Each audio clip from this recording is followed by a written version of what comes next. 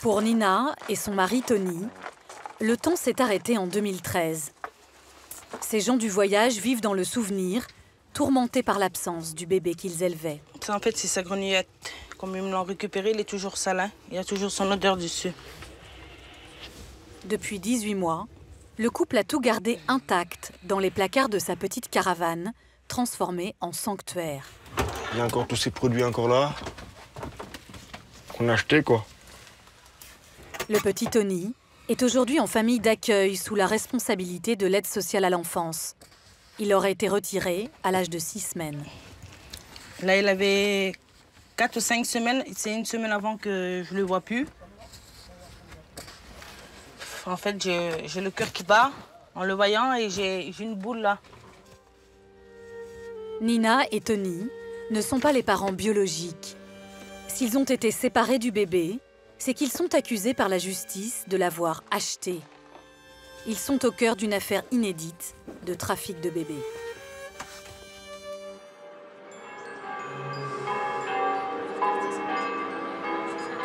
L'histoire commence le 21 juillet 2013, à la maternité de l'hôpital de la Miséricorde.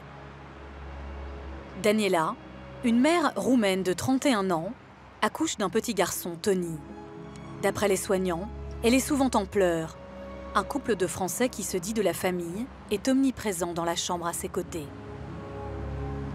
Un matin, 3 jours après la naissance, les sages-femmes découvrent que Daniela a quitté les lieux brusquement sans son bébé. Le couple de Français repart avec l'enfant. Le personnel médical est intrigué. Il donne l'alerte. Les policiers les retrouvent 6 semaines plus tard. Il s'agit de Nina et Tony. Ils vivent avec le bébé, qui est très bien traité. En garde à vue, ils racontent qu'ils sont stériles et que 2 mois avant, 3 Roumains, 2 hommes et une femme enceinte sont venus leur proposer un bébé. Ils sont venus chez moi. Je faisais le ménage dans la caravane. Ils m'ont taqué dans la porte. Bon, il était en terme, quoi. Il n'en pouvait plus. Il était de 9 mois, la maman. Donc, et après, il m'a dit, cet enfant, moi, écoute, je ne peux pas le lever. Pour nous, les enfants sont très malheureux. J'en ai 6. Je ne peux pas les nourrir. Si tu veux bien, je te donne cet enfant. Moi, écoutez, il me dit comme ça, une femme comme ça, il veut me donner son enfant. J'étais choquée, quoi. J'arrivais plus à dire un mot, quoi. Est-ce qu'ils vous ont parlé d'argent tout de suite à vous? Non. Ou est-ce qu'ils vous ont parlé à vous? On n'a pas parlé.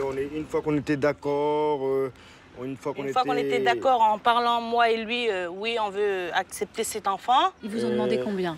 10 000 €, 8 000 € et une voiture quoi, pour repartir en Roumanie. Est-ce que vous avez eu conscience d'acheter un enfant? Non.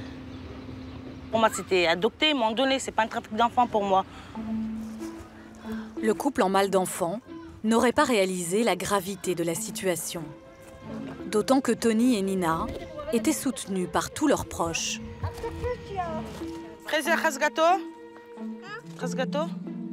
Tous se sont même cotisés pour réunir les 8 000 €. Tout le monde l'a aidé, madame. On n'est pas riche, mais on l'a aidé. Vous avez donné combien?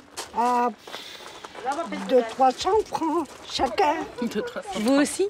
Bah oui, hein, pour Tout le monde l'a aidé. Nina et Tony ont été laissés libres sous contrôle judiciaire. Mais ils risquent 3 ans de prison pour traite d'êtres humains et provocation à l'abandon d'enfants. Très vite, les vendeurs d'enfants sont identifiés. Il y a Ionitsa, 35 ans, dit Tarzan, et Valeriu Rosu, 43 ans, le frère et le mari de Daniela, la mère biologique. Tous les 3 sont des Roms de Roumanie.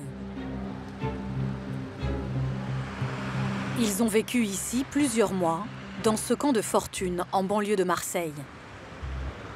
Quand les policiers débarquent, Daniela est repartie en Roumanie. Tarzan et Valeriu sont introuvables. 2 mois plus tard, ils sont arrêtés alors qu'ils tentent de quitter la France en bateau et mis en examen pour trafic d'enfants. Ils sont incarcérés en attente de leur procès.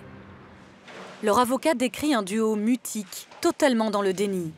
D'après eux, il ne s'agirait pas de trafic de bébés, mais d'adoption, ce qui serait très courant dans leur pays.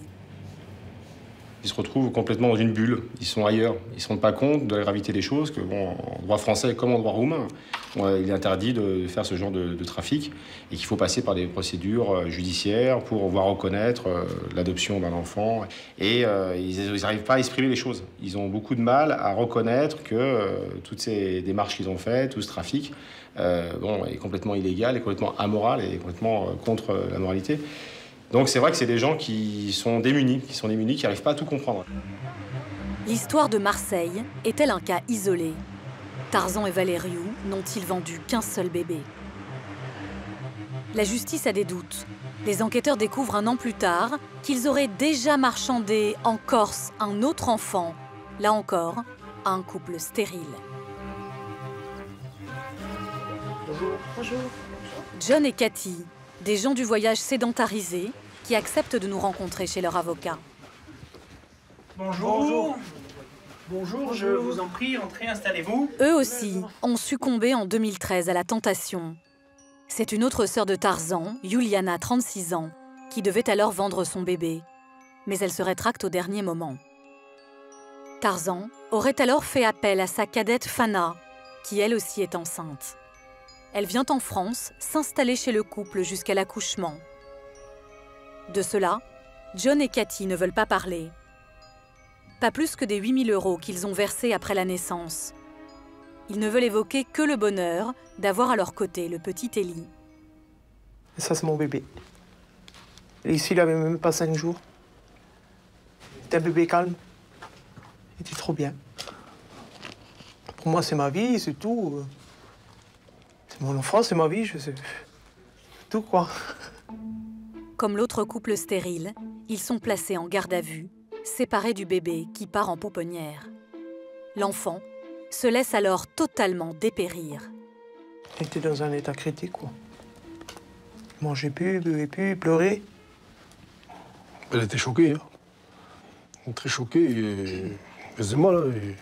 Il mangeait plus, il buvait plus, il dormait pas. Pour lui, c'est nous, hein, les parents. La justice prend alors une décision inédite. Elle confie l'enfant alors âgé d'1 an aux parents acheteurs en tant que tiers digne de confiance.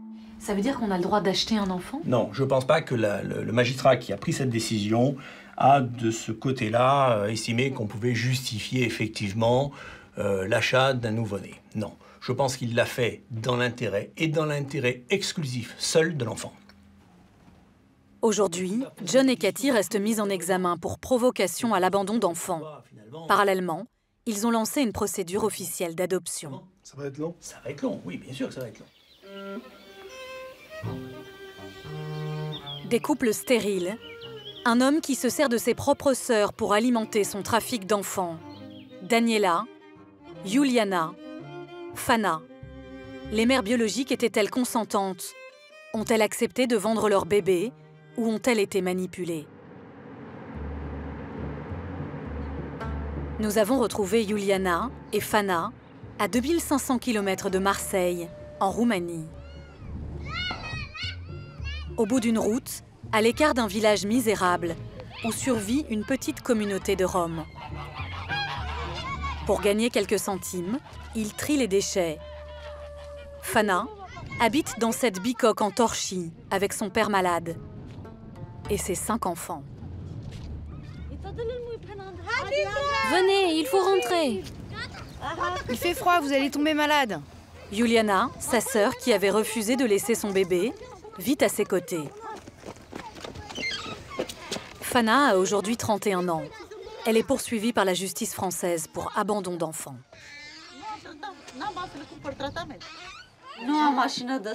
Je n'ai pas de machine à laver, pas de cuisinière. Je n'ai pas de quoi donner à manger aux enfants. Je n'ai rien. Je suis très pauvre. Ici, c'est la chambre de mon père. Fana explique qu'en 2012, enceinte de son 5e enfant, elle n'arrive plus à nourrir sa famille. Son frère l'aurait fait alors venir en Corse, là où vivaient John et Cathy, pour accoucher et se séparer de son enfant, mais temporairement. Je ne l'ai pas vendu. Je l'ai juste confié pendant 2 ans. Comment aurais-je pu le vendre? Je ne suis pas une chienne. J'ai cru qu'ils vivraient mieux là-bas, mais qu'après 2 ans, le couple me le ramènerait. Mais ils ne l'ont jamais fait. Le couple s'est foutu de moi. Ils m'ont arnaqué. Jusqu'à aujourd'hui, je n'ai aucune nouvelle. Le couple de Français ne souhaite pas répondre à cette accusation. Fana se voile-t-elle la face, refusant d'admettre avoir vendu l'un de ses enfants? Ou alors cherche-t-elle à protéger son frère Tarzan et les hommes du clan? En tout cas, ce sont eux qui auraient touché la majeure partie de l'argent de la vente. Est-ce que c'est vous qui avez touché les 8 000 €? Non, non. Ils ne m'ont pas donné tout cet argent. J'ai reçu 600 €, mais pas d'un coup, en petites sommes.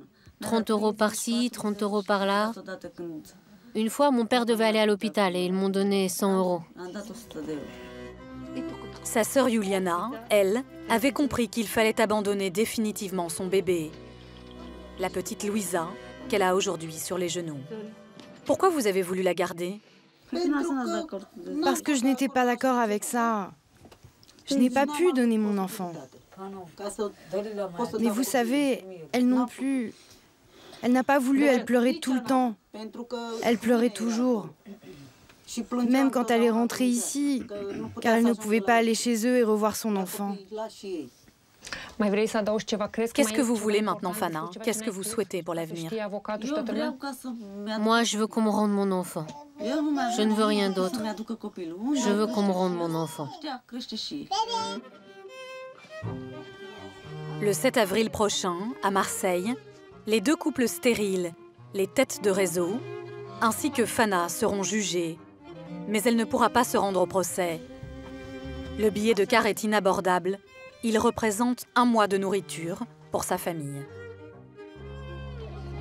Ce n'est qu'après ce jugement que les services sociaux décideront du sort du petit Élie.